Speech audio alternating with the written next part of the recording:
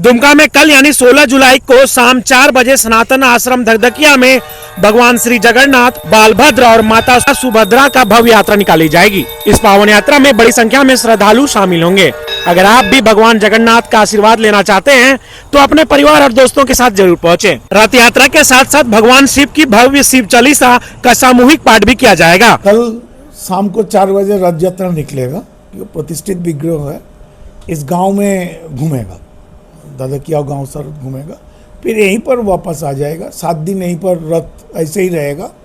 फिर जब उल्टा रथ होता है, पुनर्रथ जो होता है, उल्टा रथ हम लोग करते हैं, जो मौसीवाड़ी का है। हमारा यहाँ कहीं मौसीवाड़ी नहीं है। हमारा यहाँ से रथ फिर जाएगा उल्टा साइड में, फिर वहाँ से घूम के आएगा। 9 दिन में घूम के आके फिर उसको जथाविध रहेगा। और उसी 9 दिन तो ऐसे ही चलते रहता है। डेली का प्रोग्राम रहे है हमारा। डेली जगन्नाथ जी का भोग होता है, डेली सब कुछ होता है, प्रसाद वितरण है। कल खास करके एक लेडी ग्रुप आएगा, करीब 20-25 लेडी का ग्रुप एक आएगा, जो लोग शिव चालीसा पाठ करेगा। क्योंकि रथ यात्रा के साथ जगन्नाथ जी के साथ शिव जी जुड़ा हुआ है। तो कल शिव जी का भी 1-2 बजे से हम लोग का प्रोग्राम है, चालीसा पाठ होगा और एक भव्य कार्यक्रम होगा। और यहाँ मोटा मोटी हम लोग का जो रथ यात्रा होता है, इसमें इस एरिया का, ये जो सराउंडिंग एरिया है, इस एरिया का सारे गांव का आदमी यहाँ जुटता है। और 4 बजे निकल के 5:30-6 बजे तक 2 घंटा में चला आता है। फिर आरती होता है। 71 से शुरू हुआ है हम लोगों का। मेरे गुरुजी पहले शुरू किए थे, जगदीश बाबा। उनके बाद जगदीश बाबा का जो पहला शिष्या थी, जो फिर 76 में उनका देहांत होने के बाद जिन्होंने चार्ज लिए थे, वो थे उनका शिष्य सोतिमा। उन्होंने इसको कंटिन्यू किए। 2006 में सोतिमा का देहांत के बाद हमारा ऊपर चार्ज आया।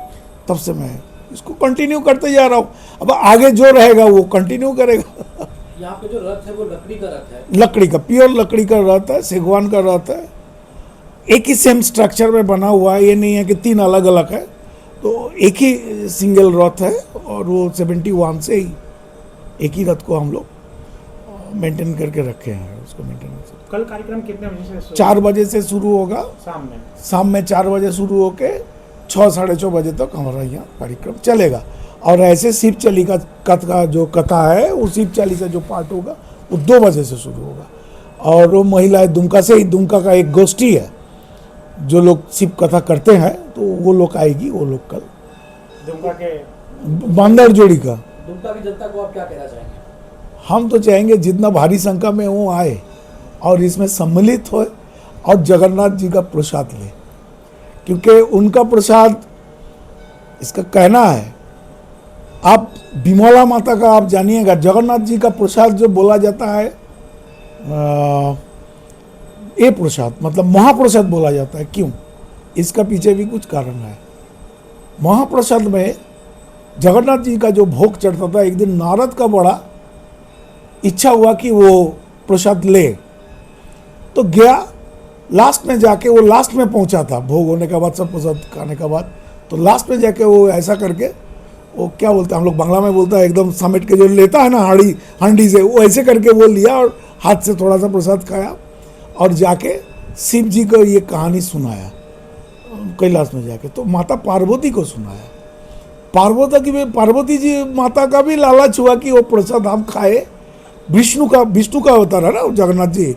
तो नारद का अंगली में एक तो टुकड़ा लगा हुआ था, तो पार्वती जी उसी को खाए थे।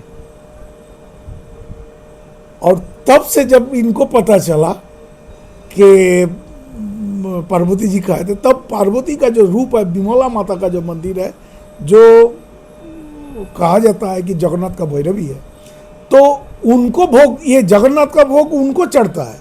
आपको उच्छिष्ट भोग बोला जाता है, मतलब जो हम लोग झूठा भात खाना का बोलते हैं ना, तो जगन्नाथ जी का झूठा भोग चलता है।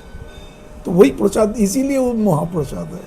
हम सभी दुमका वासियों को मैं अपील करता हूँ कि आप सब ज़्यादा संख्या में सनातन आश्रम धकधकिया में आप लोग आइए और हमारे यहाँ भव्य जो रथ यात्रा होता है उसमें शामिल होकर अपना पुण्य कमाइए।